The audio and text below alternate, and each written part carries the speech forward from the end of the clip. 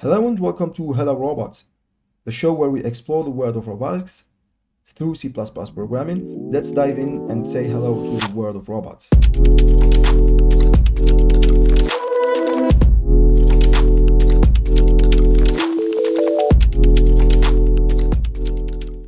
First of all, let's create a new file, a CPP file. We have to include the necessary files. For now, we just need the input-output stream to print into our screen, and we are going to use the namespace std, and then we have to specify to define the main function of the C++ code.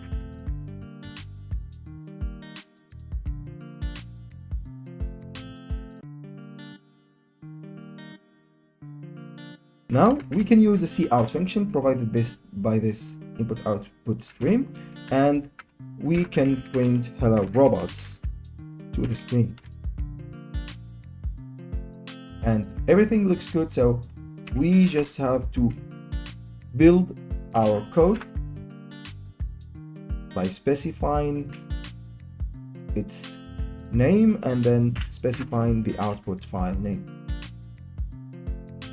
And everything is compiled correctly, and now we just have to run it, and here we go. So you can see hello robots here. So today we've achieved a small thing, that we've sent our first message to the robot.